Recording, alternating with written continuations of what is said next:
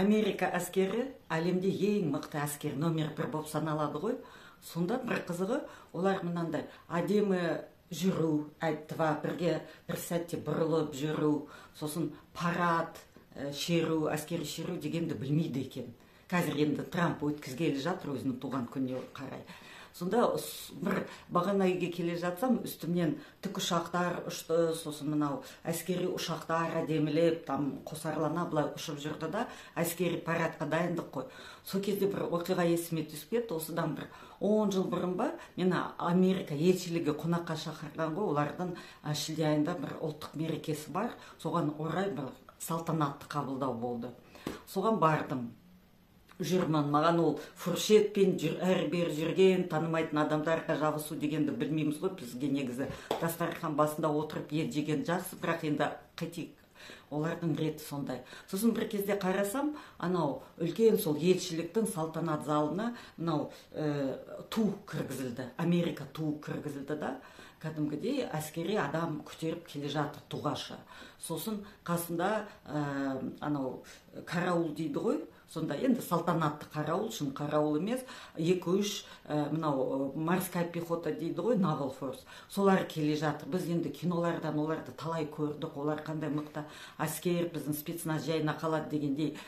Сондай мен қарап, қызығып жатырмын да, байқағаным, олар бәрі бірге былай бізді енді пионерияда үйретті, сосын комсомолда үйретті, бастауыш әскери дайындықта үйретті ғой, былай әдемілеп жүрі, сосын Алматыда мәңгілік алауқасында 9 сыныпта анау салтанатты қарауыл болып тұрған кезіміз бар.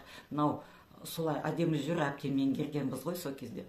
Мыналар қарасам, Американың морские котики қалай болса солай келе жатыр. Біреу талтан етеді, біреу балпаң дегенде тұрып та, мынау тудың астында тұрғанда да, біреу қасынып тұра ма, біреу былқ-сылқ етіп тұра ма. Мен бұлар қандай қызық адамдар деп қарап қоям, дайындығы қанда, мынау мақтаған әскері осындай мекен деп қарап тұрдым да, сосын ойға қалдым. Жалпы біз қазақтар мынау әскери шеру, парад, осындай 1-2 деп жүру, оны қашан меңгердік? Ол совет кезінде меңгердік. Совет кезіне ол Ресей империя патша заманынан қалған аманат. Ал Ресей әскерін ондай нәрселерге 18 ғасырдың соңында, 19 ғасырдың басында бірнеше император болған ғой, анау Павел II дейма, Петр I дейма, сосын Николай I Палкин, лақап аты Палкин болды, өткені адамдарды жазалауға, таяқпен жазалауға жақсы көрген да. Сонда сол кезде олар бәрі де шыққан тегі неміс. Және де олар бәрі мынау Пруссияның бір патшасы болды, Фридрих II Фридрих, ұлы Фридрих, кәдімгідей жиһангер, соған табынған ғой. Сонда Ресейдің әскері сол Пруссияның әскерінде болсын деп әбден жаттықтырған. Сол бірге былай жүріп, бұрылу, үйту, бүйту, соның бәрін форма, былай кәдімгідей тұру керек, бәрін үйретті. Сол Павел II ма, сондай қателеспесем, ол жайында мынандай анекдот та болды. О кезде енді әскерлер лосина киеді ғой, қазір әйелдер киетін лосина, қыздар киетін лосина, о кезде еркектер, әсіресе әскерлер киді. Апақ, етпен ет болып тұрған лосина. Сонда анау дейді патша, кәдімгідей еңкейіп тексереді екен. Шеп түзеп тұрған әскерлердің бәрін сайман бір ғана жаққа қисаю керек да. Біреудікі оң сол жаққа, біреудікі сол жаққа жарамайды, бәрі бірдей болу керек.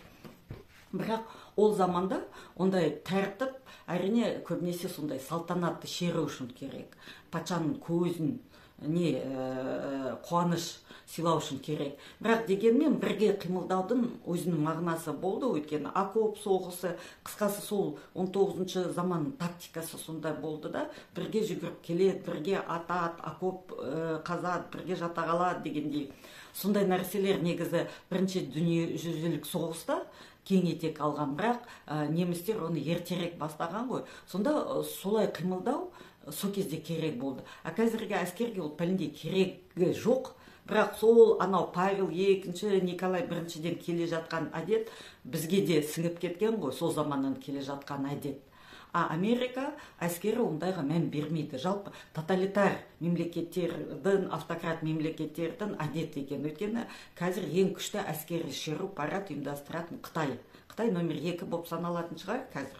Білмеймін, бұрында Ресей номер 2 болып саналды, қазір енді Украина жеңе алмай жүрген Ресей номер 2 болмайтын шығар. Қысқасы, Қытайдың парадтар ең күшті болып саналады. Былайша айтқанда коммунистік тоталитар мемлекет. Ресей осындайға қатты ұмтылады. Біз енді солармен одақтас болып біз ұмтыламыз. Америка ондайға мүлдем мән бермейді екен. Бірге жүру, аяқты бірдей көтеру деген, олар нақты әскери дайындыққа көп мағына береді екен. Сондай ойлап қалдым да, сол бізде қазір парадқа дайындалып жатыр ғой, бәленбай миллиард ақша оған жұмсалды. Сол ақшаны мүмкін нақты дайындыққа жұмсаған дұрыс болатын еді ма?